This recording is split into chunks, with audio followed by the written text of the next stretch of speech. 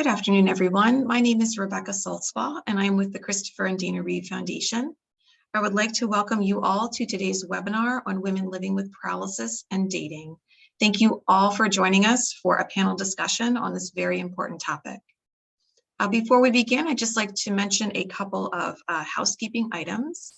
If you'd like to access closed captioning for this webinar, you can do so by clicking on the CC button that's at the bottom of your screen.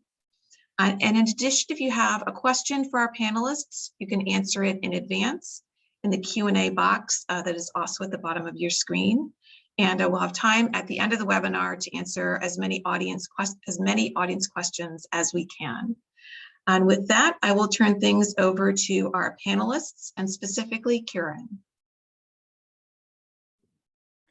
Thank you, Rebecca. So first off, thank you so much for coming. A huge shout out to the Christopher and Dana Reeves Foundation for putting this webinar together, especially about this topic that should be talked about a lot more. So yeah, we'll be talking about dating as a woman with living with the paralysis and everything that comes along with it. So I think we're super excited to talk about this juicy topic. So let's just jump right in with introductions. So let's start with Sarah. Hi guys, my name is Sarah Milburn. I am from Dallas, Texas. I am a C7 quad from a motor vehicle accident in 2015. Like I said, like Corinne said, this is a juicy topic and everyone wants to get into it. So I guess Mia, it's your turn to introduce yourself. Hi everyone, I'm Mia. I'm from Fresno, California. I have a complete T9 spinal cord injury. I've been in a chair for 4 years, almost 5, and I'm super excited to get into this.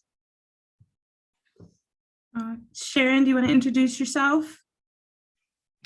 Sure. My name is Sharon Malone. I'm a T5 complete injury from a car accident. It'll be 10 years this October.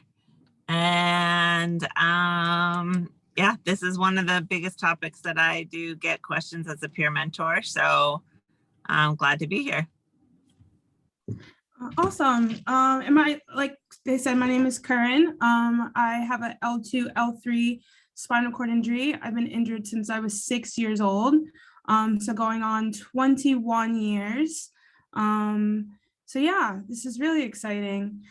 So first, I feel like let's just jump right in, talk about like dating insecurities. So like having a disability in dating, how is it being different from society and the extra things you have to deal with, like your bladder and bowel shenanigans, and how has that affected your dating life?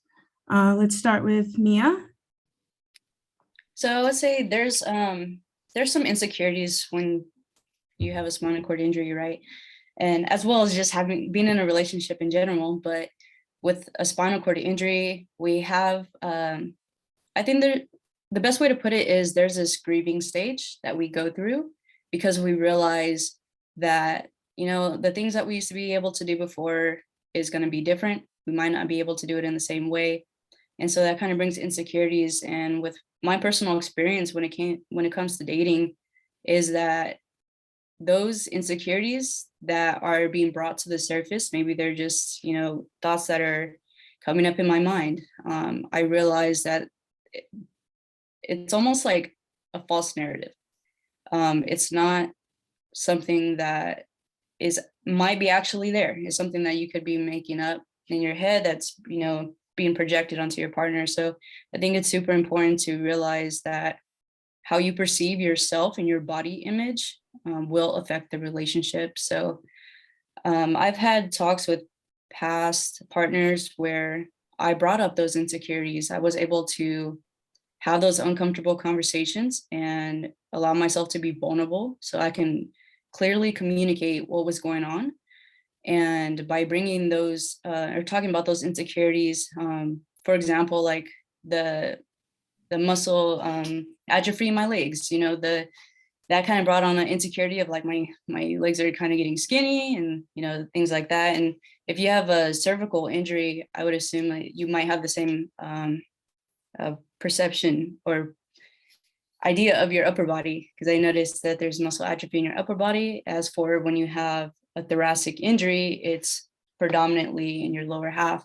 So these bring on insecurities, and explaining to your partners, like, this is how I feel, and to communicate that, it allows for them to provide you with that reassurance. I think that's super important. Yeah, that's a really good point, especially about body image. I feel like for me, that's a big one where I just felt like always growing up, I was really different. So I was super hesitant to like approach people with dating, because I was concerned that they would feel the same insecurities that I felt. And I think it's a lot of just like society putting those insecurities on you. Like they are saying what's normal, which shouldn't be the case. So I think that has like hindered me a lot with dating in general. But once you just like get with me, I just like get confident in myself. Like there's nothing wrong with being different. Like my difference is just more visible. So you just like really embrace it, to be honest. So that's kind of the biggest thing that I like deal with. Sarah, what about you? I kind of agree with Mia on all this. Like the big key for everything is communication. Like a successful relationship, either if you're in a chair or you're not, like you have to be able to communicate with your partner. They're not going to know how you're feeling if you don't tell them how you're feeling. And like as a cervical level, like my hands are affected, and so it's different. Like I kind of just go with it. Like everyone can see what we're going through because we're like in a chair, but everyone's going through something. It's just you can see what we're going through right now. So that's what I tell a lot of the people that I mentor, because that's like a big thing. When you're first injured, you're like, oh my gosh, how am I going to do this? But it's kind of, you just gotta roll with it. I know it's a pun, but you really got to. Yeah. Sharon, do you have anything to add? Yeah, I mean, obviously when I was married at the time of my injury, and he made me feel the more insecurities than I really had, because he said, what's the point of having sex if you can't feel anything? And so that was really hurtful. And I was like, I'm not the exact same, but it's still, there was some sensation, but he didn't even want to try. So after that, I got super insecure about my entire body, as well as the perceptions. And that's what I found when I was dating. That it was kind of the same, the same thing, that they're not. I'm not feeling the same orgasms as every other normal partner here. So they kind of felt different, and they just think that sometimes it's not like our head has got parts have gone in the different places, is kind of their perception. And that's what was really hard for me. It got into my head for sure, when I was first injured. But now, as I got more comfortable, and like I said, it's been 10 years. So it is about, like everybody has said, it's about communication, what you can and can't do. Certainly, even I joke and I say, it's like, you're more flexible than you used to be. So it's a matter of just a trial and error. And I do have, feel things that are like, because I'm a T5, so chest down. So things that are in the upper body make me feel better than, because it is, a lot of it's mind. So. Yeah, it's a really good point. Communication is like getting brought up a lot, which is super important. So like how did you go about communicating those differences, or when do you feel it's like the appropriate time to talk about bladder and bowel stuff? Sarah, you can go first. I don't know.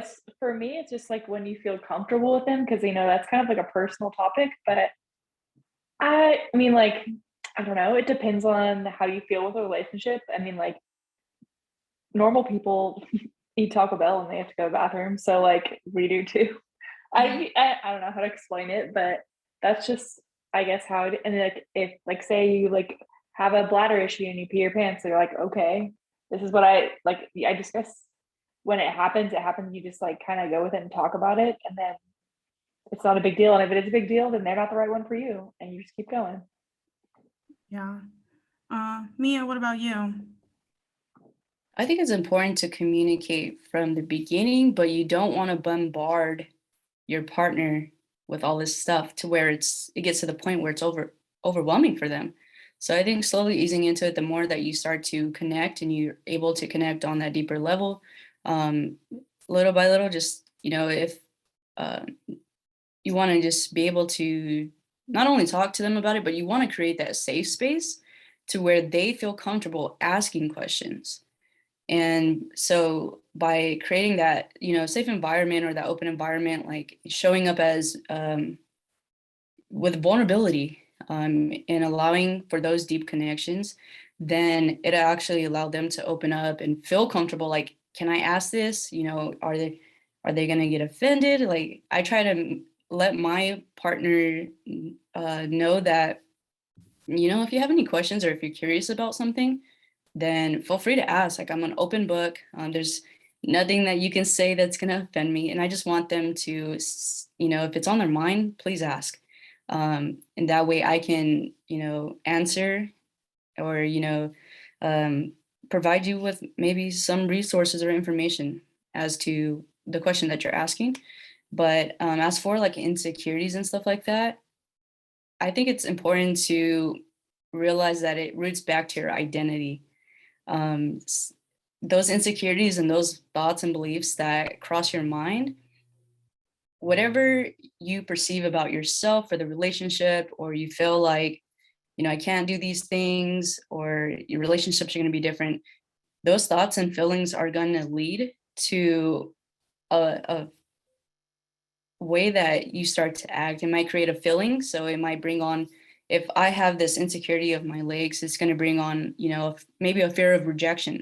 And then I'm going to start to feel scared. Like, I don't want to put myself in this position or be vulnerable. And then it just, creates this cycle. And you just kind of get stuck in it. So I think just realizing where those thoughts root from is also super important, so that you can be able to communicate. Because if you don't yourself understand, what's going on within your own thoughts, it's kind of hard to not project onto your partner.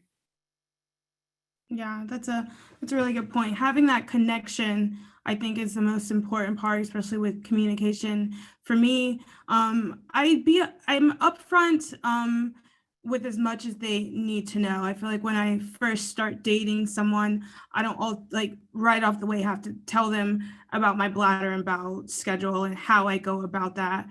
But if I realize like, okay, this is actually going to get serious, or this is something that they it's going to affect them, then I say, okay, this is kind of how it is. This is like what I do, and just kind of go from there. That's, and how Mia said, tell them if they have any questions, is like, I'm an open book, let's have a really good discussion about it. And if face-to-face isn't like the most comfortable for you, you can start with a text message. I've done that so many times, of just like, before, I guess, especially if things like I know are starting to get physical, I say, okay, kind of, this is some of the things I can and can't do in bed. And then it just opens up that dialogue. If they take it the right way, they're like, okay, this is going to go well. If not, then you just realize like, okay, on to the next one. And they're not the one. I feel like if someone takes what you're trying to say and your vulnerability for granted, that just weed them out, and it's okay. It's not your problem, and it's their problem.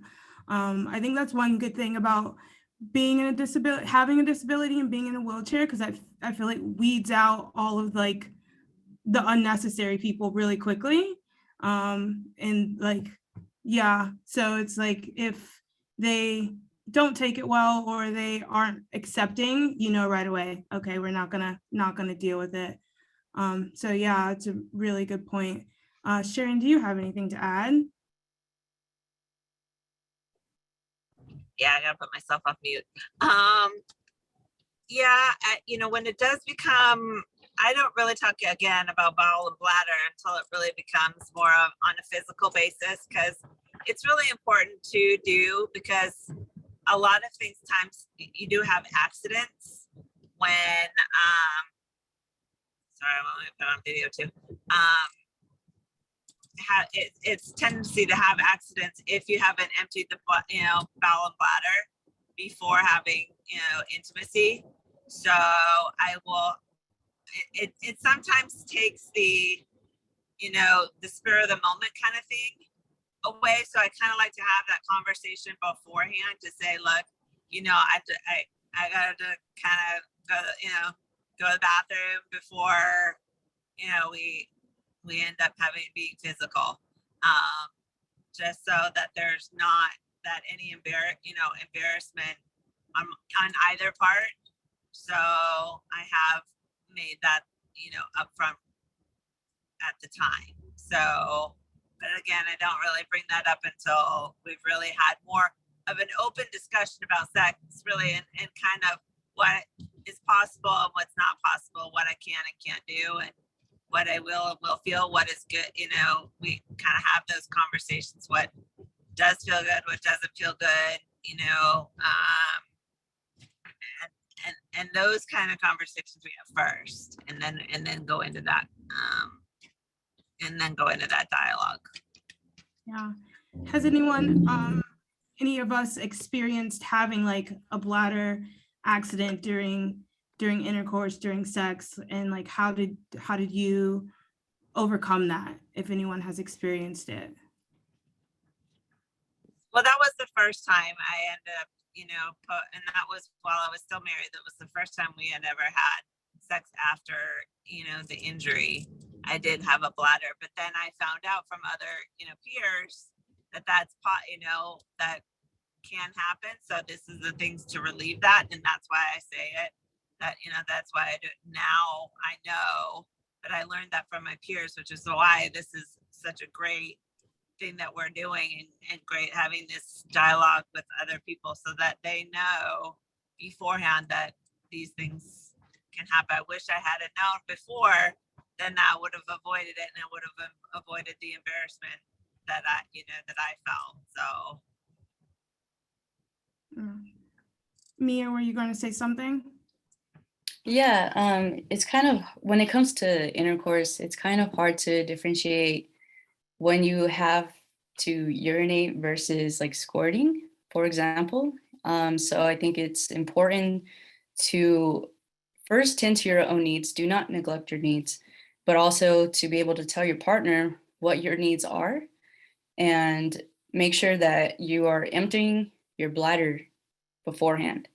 If you are on a set schedule, like I have to cath every, let's say 4 hours, make sure you're doing that, but also prepare if, let's say your partner gets home from work at a certain time and you want to get things, hot and heavy, that you should plan ahead of time to make sure that you aren't going to experience any incontinence. So let's say if, for example, if my partner's getting home from work at 5 and I know that I want to engage physically or sexually with them, then I'm probably going to stop drinking water, 3 hours beforehand, make sure I'm fully cath and emptied out my bladder, and making sure that, if I have to do a bowel program beforehand, then I'm going to do that, before. And I know that when it comes to sex, planned sex is not something we always do. Sometimes it's spontaneous, it's kind of just in the moment, and that's okay, but still make sure that you are tending to your own needs beforehand. Yeah. Mia brought up a good point of like the difference between like peeing and squirting. And it's really funny because I have like had sex once, and I think I peed, at least. I didn't really know. The guy told me, he like looked down, he's like, I think you're peeing. And I was like, oh my God. So I jumped up, and he's like, well, maybe you squirted. And I was just like, let's just change the subject. Let's clean the sheets. And then I was really comfortable with him at the time. So it was like really good. And then he like put his like face to like the wet spot to like smell it to see what it was. And I was like, okay, you're going a little bit too far. But it was nice because at least like he was comfortable. So it made me feel less insecure about what happened. So it's good to have that connection with that partner if something does happen. And the fact that he like knew, okay, this could happen. So it's not like he's gonna freak out about it. So yeah. To add on to that a little bit, I think it's it's funny that you say that. It's kind of hard to differentiate, but if you're doing your regular like cathing beforehand, you kind of know, all right, if this were to happen, am I actually peeing or is it a reaction from intercourse?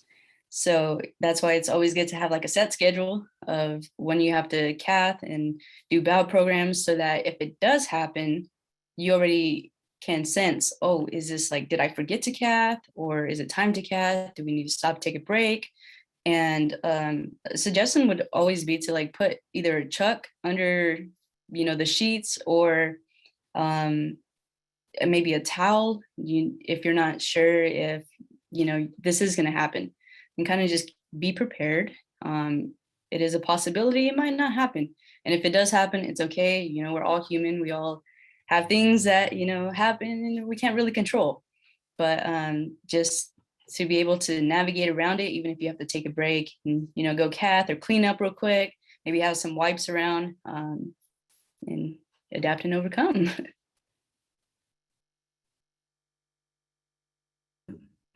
Sorry, Sarah, do you have anything to add? I kind of I was gonna say like, just if it happens, I kind of just deal with it. And I always put humor in everything. And so you're like, oh, well, gotta keep going. I mean, like, what are you gonna do about it? You can't stop it from coming out. So, or like it already happened. So you just I always just make a joke and keep going. And I mean, obviously clean up, but you know what I'm saying? You just gotta be comfortable with it. And if it happens, it happens. I mean, even with your like being physical with someone, I mean, it could happen. Like people have accidents just like when you're going out, and if that happens, you're just like, okay, just laugh about it and keep going. So that's what I was gonna add. Yeah, humor I feel like makes everything better, honestly. So speaking on just sex in general, for the ones who had sex pre-injury, how did sex and intimacy changed post-injury? Sarah, we can start with you. I would say like, you can't feel as much like touch wise, but your other senses are heightened now. So I would say that you kind of just got to play on those factors and go from there. And I mean, like everything is different now, but you can still do everything. It's just different. So you just kind of adapt through it all. I know Mia, we talked about this earlier. I know she has something to add for this.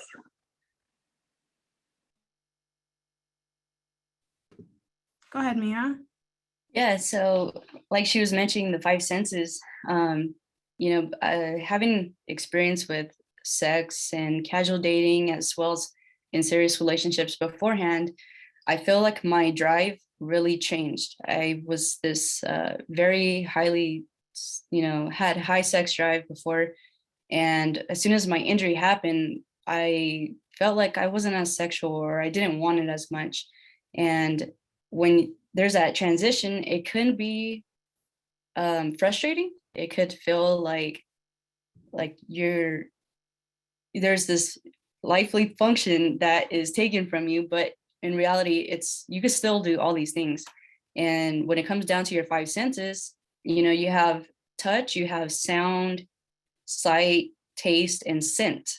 But when you have a spinal cord injury, your touch is most affected, sensation and everything of that sort. So it's important to realize, although you might not be able to feel all the things that you were able to feel beforehand, try using your other senses.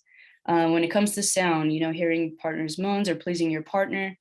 In sight, you can visually see or have them do some solo play and use your sight. There's different ways to go about it. But there's also different ways to get turned on too. So I think that's super important to keep in mind is central. There's central, which relies on all your five senses. And then there's cognitive, which are your thoughts and imagination. And then there's the intimacy, deep connection with your partner. And there's also what's called attractor. So attractor is when you get aroused by pleasing your partner or feeling sexy, right? So there's other ways to get turned on. If I know that now I kind of take a little bit longer, as for before my injury, it was like anything, any sensation or anything like that, I would get turned on very fast. But I realize now that I have to take a little bit longer with foreplay just to be patient. And whether that's pleasing my partner first and communicating with them, hey, let me, do you first, and then we can come back to me, or just switching, going back and forth. But it's super important to realize that you don't need to be turned on to engage sexually. That's, for me, that's been important in my relationships. If I'm not turned on yet, it's okay. I can still engage because I might get turned on in the act. So if you can't, if touch is affected with your spinal cord injury, which for most of us it is, try other ways. Even do body mapping with your partner, where you can see exactly where on your body the sensation is more heightened. Because if your lower, let's say if your lower half is affected, and this has been my personal experience, where I might not be able to feel like kisses on my thighs as I was able to beforehand.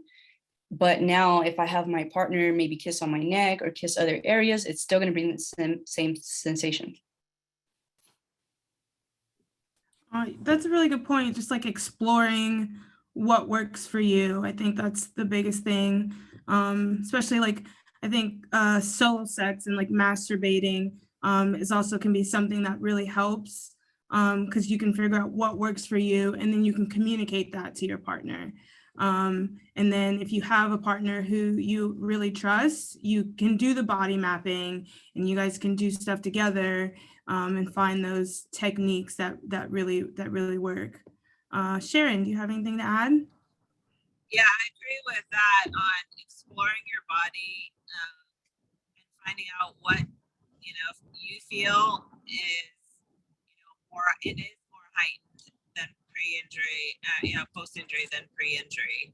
So I know that massages really, are very heightened for me, and it's a very big, turn on for me.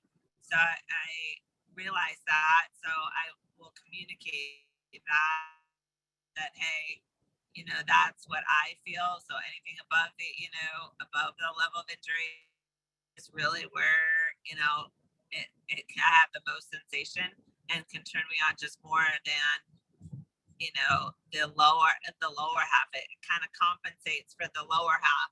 I do have some sensation. It's just not the same as it was, pre-injury. So I'll still feel something, but I did have endometriosis, prior to my injury. So sometimes pain was painful. And so kind of a good thing I don't have that pain anymore. That's kind of helped. But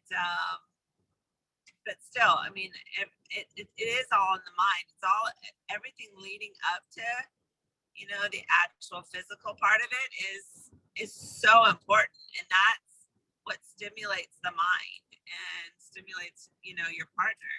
And if they know that, and they know your limitations that you may not, because a lot of the times I felt like guys can be intimidated that if they can't get a woman to have an orgasm, that they've failed in some way. And letting them know that you're not failing in any way. You are turning me on, and we are, I still have, feeling. It's just, I'm expressing it in a little bit of a different way than it normal. But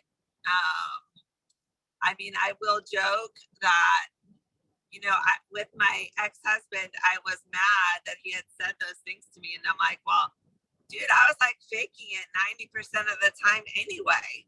So what do you care, So if you really want me to, I can win an Oscar, for faking it, if that's what you really want me to do. But why should I, why should I have to do that? You shouldn't have to, do that. But, sometimes if that makes, I feel like that makes it, a guy feel better, then, okay, I might make a little bit more, noise than I would normally do.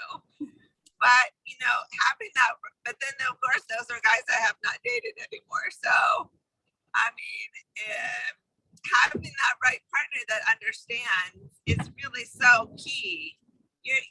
That's the blessing of it. Almost you get to weed out the guys that are just, that are fake. Because they won't even necessarily, approach you, if and even start a relationship if they didn't want to try, and listen and had those skills, and that, those are the ones that you're going to be with for a long period of time. If they do listen and they do communicate, that's the successful part of it.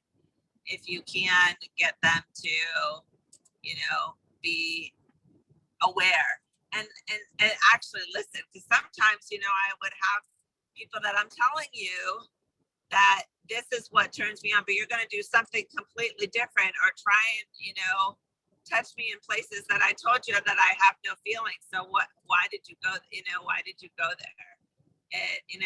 Because it's only, hindering you because you're trying to force something that is not there, and then they get upset, and it's like I don't know what to tell you. I kind of told you that this is not a place that's going to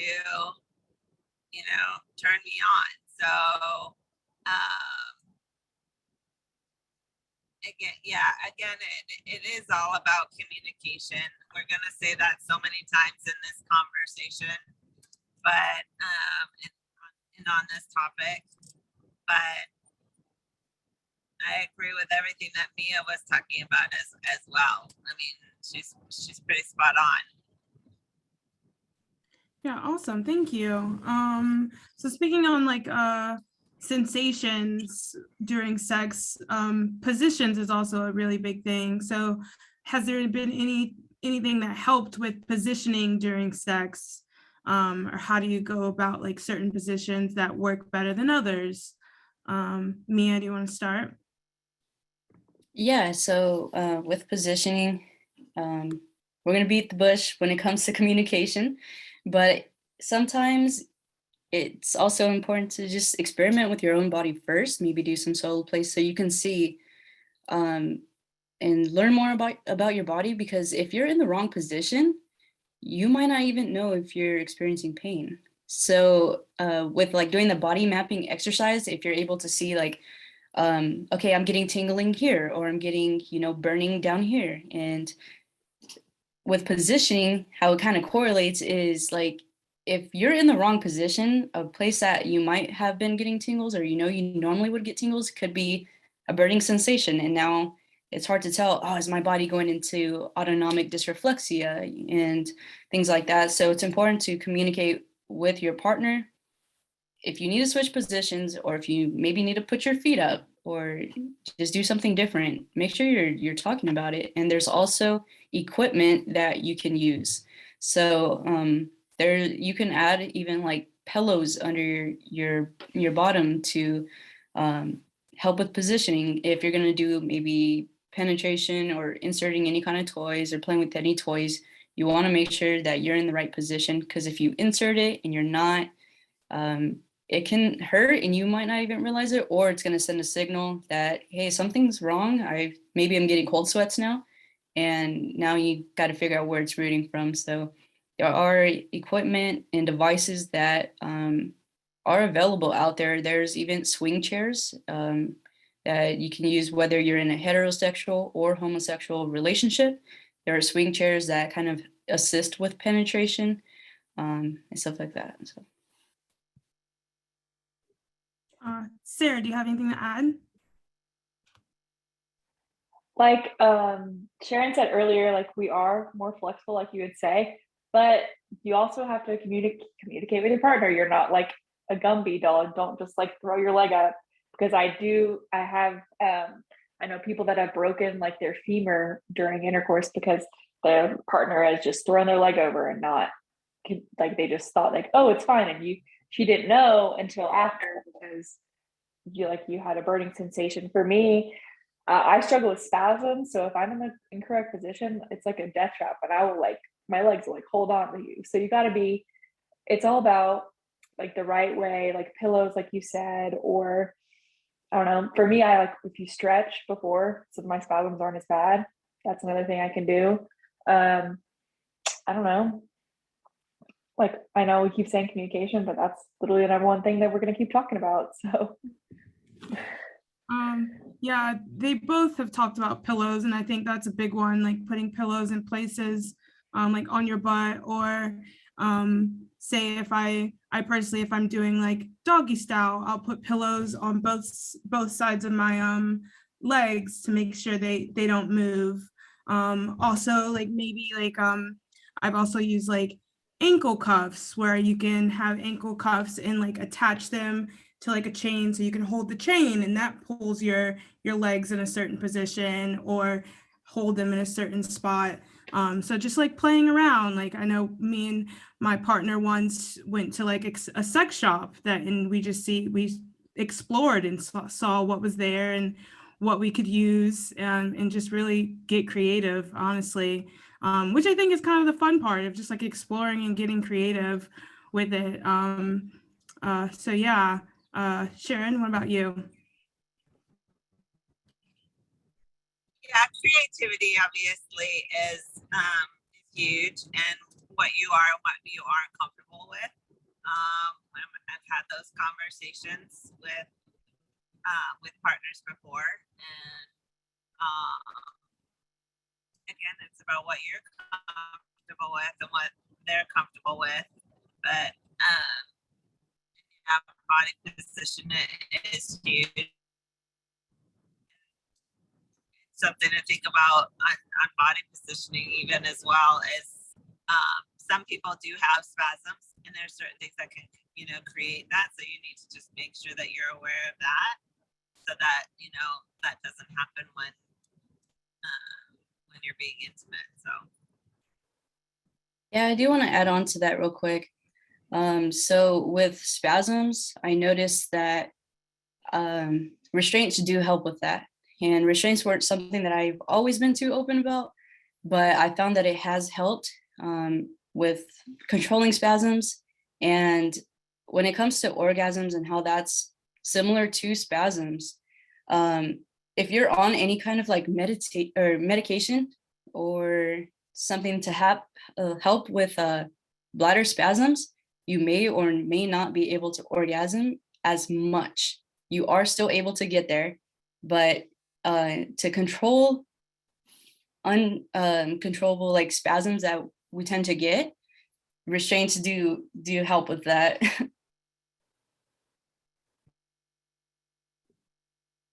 Sweet, that's a really good point to add. And I think we're talking a lot about communication and finding that right partner. But how do we go about finding that right partner? So like, what are ways that we have like found a partner, either that in person or dating apps, and like kind of what's worked for you? Sarah, do you want to go first? I prefer like meeting people in person, just because sometimes when they see like your chair, they don't think that you like go out, and I still go out and do everything. And I want to find someone that enjoys the things that I like. And so what better way to find someone than do the stuff that you want, like go out with your friends, go do activities outside, go do, I don't know, like sports. I still do adaptive sports. I do everything like that. It's just, that's how I think is the best way. That's how I've approached it. But I do have friends that have done online dating and they've had success too. So, I mean, everyone, we live in the day and age where a lot of people do online dating too. So, you know. Yeah, I feel like I do a little bit of both. I do like in person, just because they already see you, they already see your chair. It's a lot more natural in person. They're in the same place, obviously doing the same type of activity, so you already have a common there. But I also really do like online dating. I think the one thing about online dating that's good is because you meet people that you would never really meet in person. You have a lot more opportunities. So that's the cool part. I just think it's difficult kind of navigating the online dating.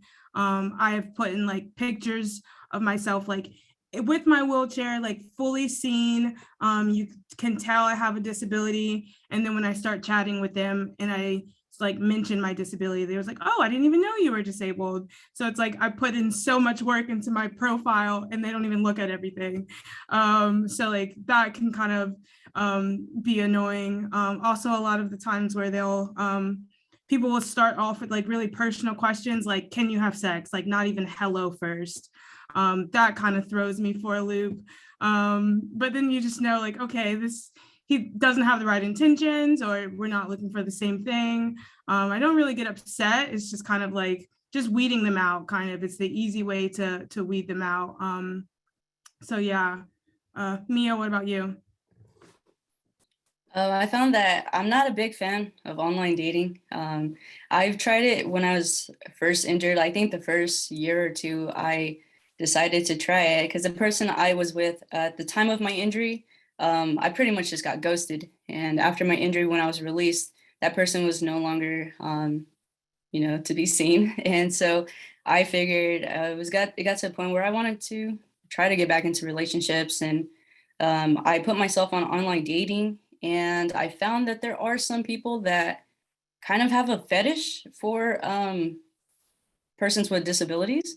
And so I thought that was a little bit weird. And at first, like I had my profile to where it was only headshots from, up. And when they would message me, then I would let them know, hey, I have a disability. And then that didn't work. And so then I started posting pictures of me in my chair. And I found it was very superficial for me. And because you would get the same, questions, like, and it got boring for me. So I wanted a deeper connection. And so my friends kept trying to get me to go out more.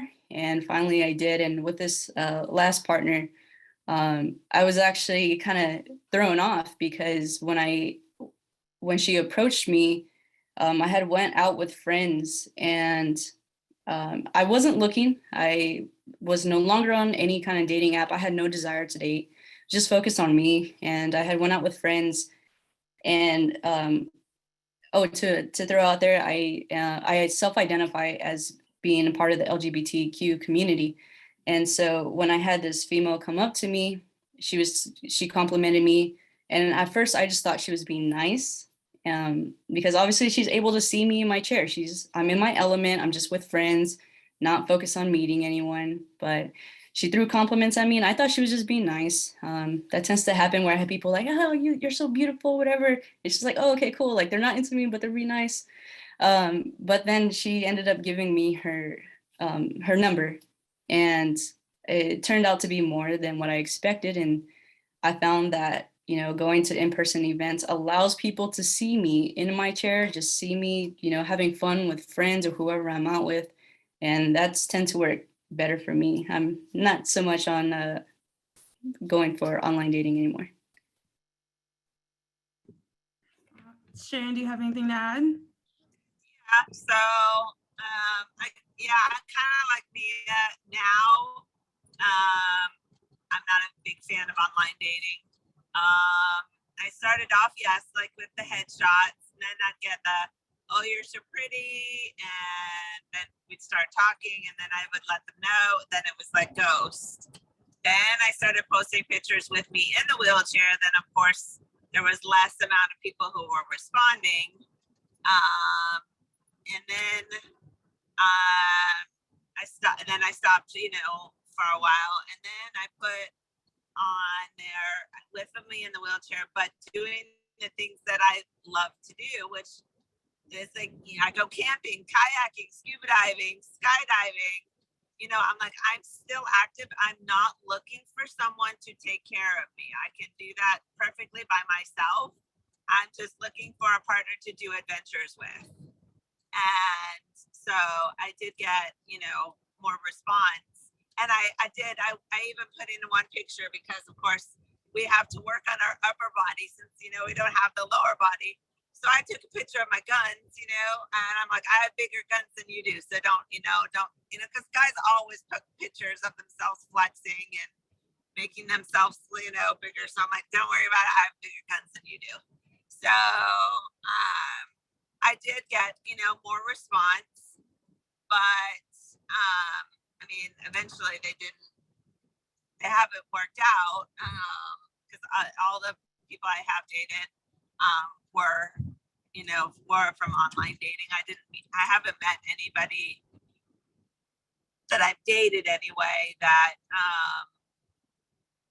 that was not online. But again, it's all about how you present yourself. You know, present yourself. If you feel confident, I mean, I did have, of course, some experiences that I would ask you to dance. Is this a kind of like a permanent thing?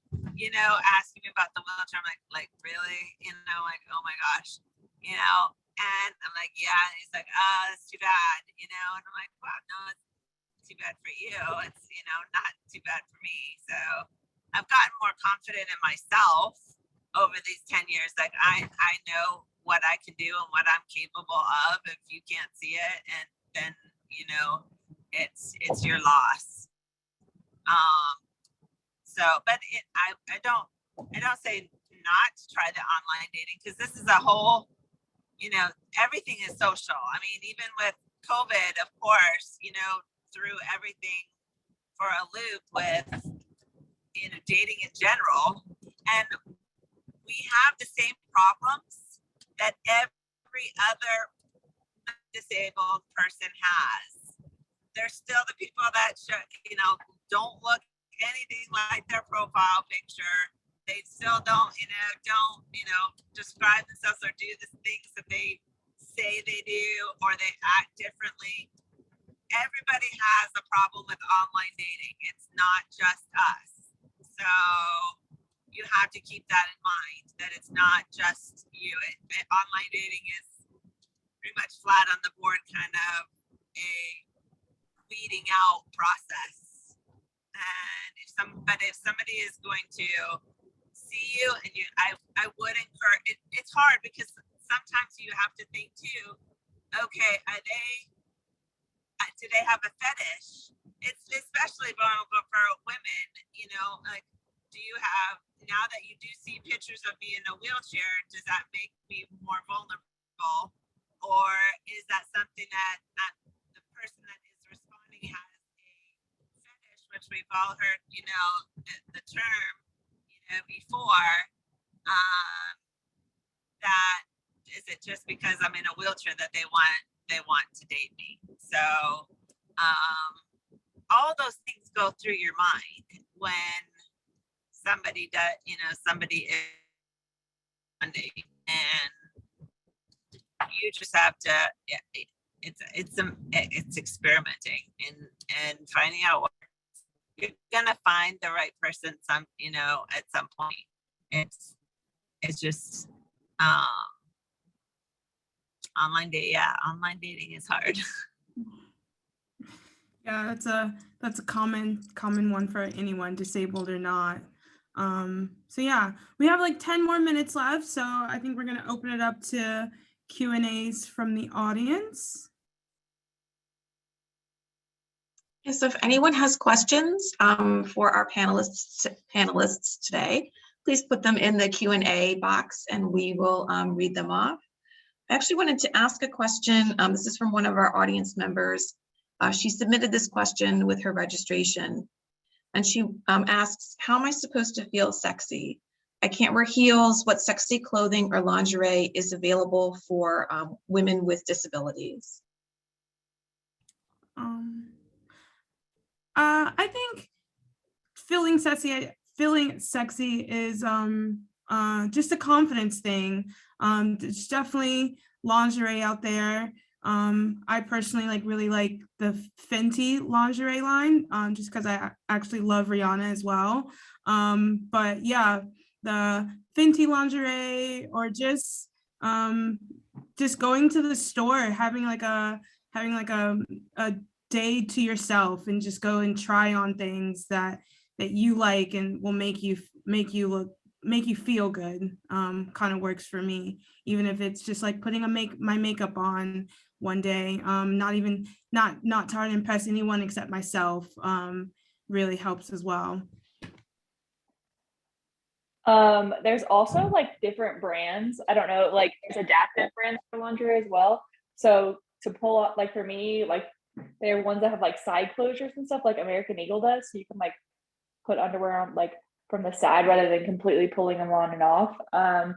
Like if you can literally just like Google like adaptive clothing, and like that's one of the things that'll pop up, which can also help, because I know some people struggle, like quadriplegics, and we struggle a little bit more like putting on clothes. And sometimes like if you have a caregiver, like, so I know a lot of people do, like you have to like, be comfortable with asking them like, hey, can you help me put this on, because I want to feel confident, and then you just got to go with it. I think one of the things that was important for me to build confidence was definitely the fact that you have to realize where it's rooting from. So if you have insecurities that are being brought to the surface, chances are it is going to project onto your relationship, onto your partner, but you have to acknowledge, where's that even coming from? And change the trajectory of what you're telling yourself. For me, I have a big insecurity when it comes to my legs and the muscle atrophy in my legs. So one of the things that kind of helped me was like, okay, but I stand all the time. I use my standing frame. I'm practicing, at therapy, at outpatient rehab, doing walking. I'm doing all these things, or even my spasms are helping that. But also focusing on other things, other qualities that you have.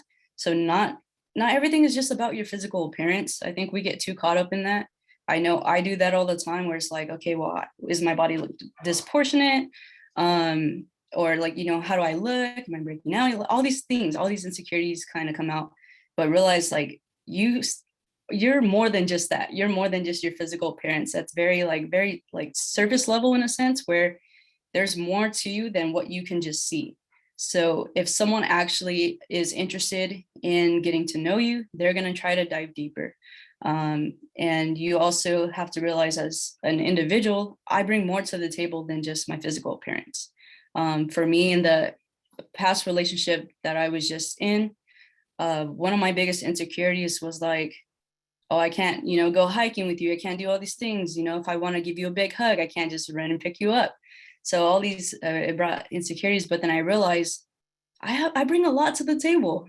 I love hard. I have good intentions. I have no hidden agendas. Like I'm very honest, and what I say actually is backed up with my actions. So there's a lot of acknowledging like that I'm beautiful inside and out. Like regardless of if I look in the mirror and I don't feel beautiful today, there's still more to that about me. There's more about me than just the outside.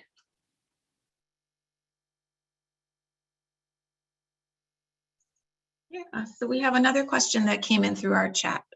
For someone who has been a quad from almost birth and with very little relationship experience, what's the most important thing you wish someone had told you about relationships and intimacy?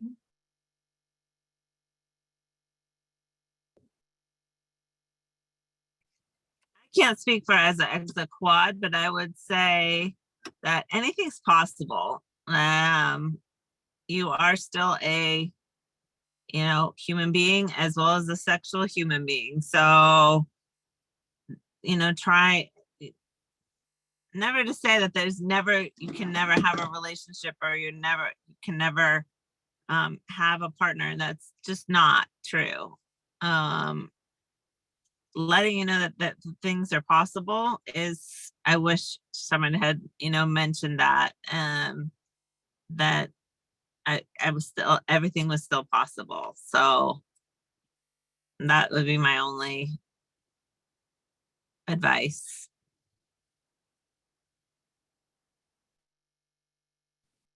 I wish someone would have mentioned early on, in my early stage of my injury, or even having an OT or PT mention that, like Sharon had said, like these things are still possible. Although we might not be able to do it the same way that we were able to before injury, it's still possible to get there in maybe a different way.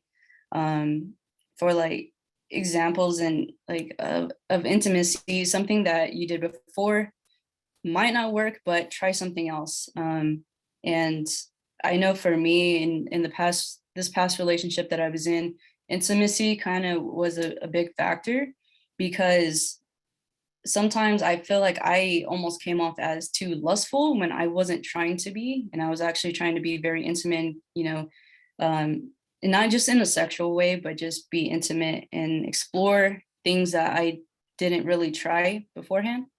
And so it's also important to try to communicate with your partner so that you guys are on the same page. I knew that there are some things that I wasn't able to communicate because I didn't exactly know what was going on internally. And I think that had a big factor on the relationship. But I wish someone early on would have told me, hey, these are different, there's different routes to still get to that, end goal.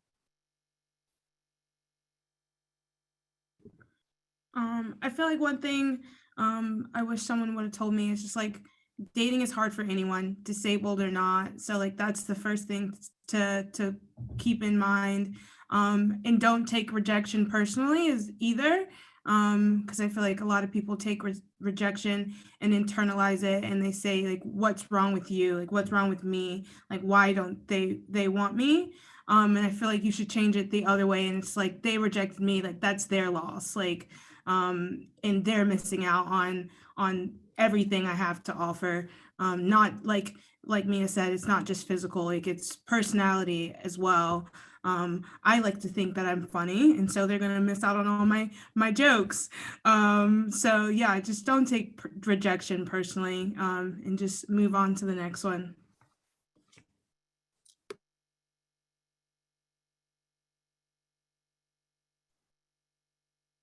Okay, I think we have time for a quick question was entered earlier. Someone wants to know, there seems to be an added level of superficiality or being invisible in the LGBTQ community, at least for men. How do you get past the rejections and the hurt?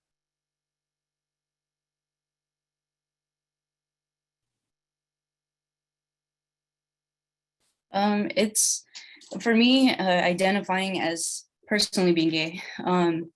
I found that, I think we all have a fear of rejection. So one of the things that I've had to learn recently was that people are going to come and go. You can love someone and not have this, severe kind of attachment or unhealthy kind of attachment. So when you're dating, you have to be okay with letting them come and go. If it's meant to be, it'll be. So whether it's with this person that you're currently seeing or it's with someone else, whatever is meant for you will come to you. So being able to keep your individuality and not get so caught up with being codependent and being so wrapped around this person, it allows for them, to go wherever they may go. So if they leave, that is okay. Still remember that you embody love itself. So if a person leaves, it's not like love lost. It's not like, oh, I'm not lovable. You have to realize that I embody love. I am love itself. So regardless if it's with a person or if it's, with someone else, just keep in mind that, sometimes it's not about the person that you're loving. Sometimes you have to change. You don't have to change how you love, but more so change the person you're loving. So if something's not working out with one person, maybe, there's something else better that's coming.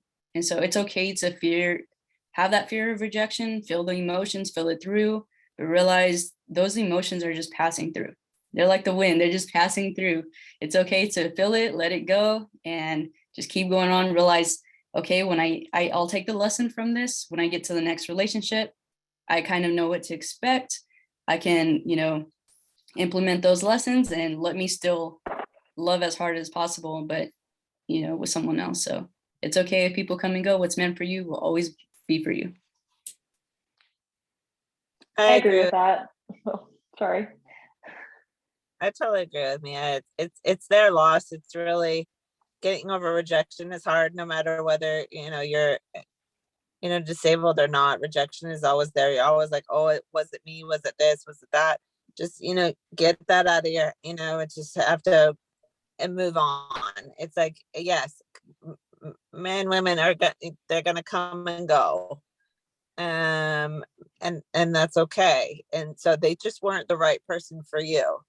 And so you just got to accept that person wasn't the right person for me. And that's it. And just move on to the next. It's hard. Rejection's hard no matter what. But just know that they just weren't the right person for you. So you just got to keep on searching. You will find the right person for you that's going to accept you physically, emotionally, and spiritually. And that's, they're there.